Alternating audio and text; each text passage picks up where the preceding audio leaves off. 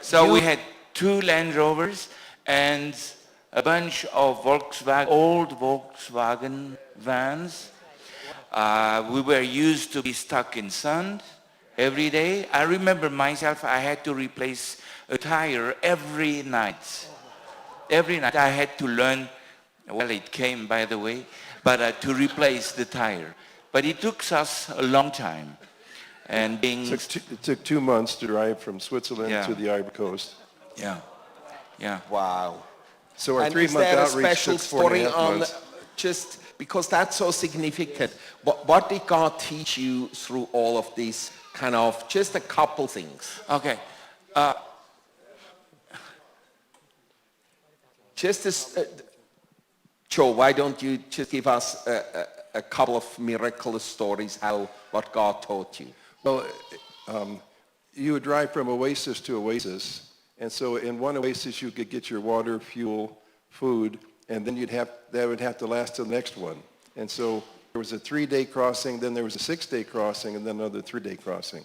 Well, the 6-day crossing, we had to carry almost a ton of liquid, water, fuel, and so we were keeping our numbers in the vehicles down, and at that point we could only carry enough for just the 6-day crossing. If we tried to put more weight in it, our vehicles would get stuck more, we'd use up more fuel, and it'd be counterproductive. So we had enough for 6 days. So in that section, you don't want to get lost. Because if you wander around for a day, you won't make it out. You won't make it to the next oasis. And so we were driving along, and at that particular morning, I was not driving the lead vehicle, so I wasn't watching so much. But we had marker posts. Every 2 kilometers, there's a 6-foot post in the sand, and you come to that one, and you see the next one on the horizon. And you go from post to post. There's no road, just marker posts. And this particular morning, we came up over a rise, and we were totally blocked by sand dunes. Nowhere to go. So I drove up to the lead vehicle, and I said, "Where are we? Where's the road?" He said, "I don't know. We're lost." And that's not what you want to hear in that 6-day crossing. So we climbed up on the sand dune, he and I together, and we took a look to see if there was any way around the sand dunes. And everywhere the sand dunes went beyond the horizon. The horizon was wavy, except way off toward that would have been the west. We were traveling south, so that was the west. There was a straight line on the horizon. We said, that's it. That's the way to go. So we came down the sand dune. Just as we stepped on the desert floor, 2 Taurig children came from behind the sand dune, flagged us down, didn't speak French or English, but in sign language asked us what we were doing. Of course, we knew, smiled. We're going to go that way. And they looked at us. "No, you idiots. It's that way." So we said, "You come and show us how to get that way."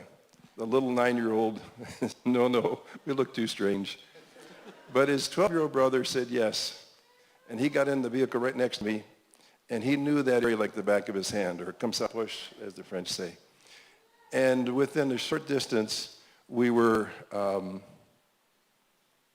minute, okay. Within a short distance, we saw our first marker post. When we got to the marker post, we followed and found the next one and met his family.